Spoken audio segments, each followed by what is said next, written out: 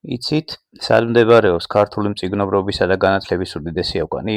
ისტორიულ კლარჯეთში, დღევანდელი თურქეთის ტერიტორიაზე. ხანძთის მონასტერი მალავს თავის საოცარ ისტორიას, რომელიც მერვე საუკუნის მიწურულს გრიგოლ ხანძთელმა დაიწყო და მისი მშენებლობა მეათე საუკუნემდე გრძელდებოდა. მან ეს მიუვალი კლდეები ქვეყნის მთავარ კულტურულ და საგანმანათლებლო კერად აქცია. ხანძთა არ ყოფილა მხოლოდ მონასტერი, ეს იყო ნამდვილი უნივერსიტეტი. აქ იწერებოდა უნიკალური წიგნები, იქმნებოდა ულამაზესი კალიგრაფია და იბადებოდა იდეები, რომლებმაც მოგვიანებით საქართველოს ოქროს ხანა მოუტანა.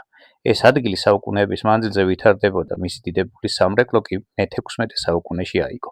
სამწუხაროდ, მოგვიანებით მონასტერი დაიცალა და დღეს ძალიან სავალალო მდგომარეობაშია.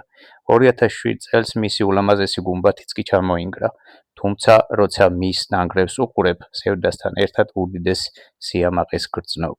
მიუხედავად იმისა, რომ დღეს ხანძთა ჩვენ საზღვრებს მიღმა, მისი ქვები მაინც ქართულად ლაპარაკობს და დიდებულ წარსულს გვახსენებს.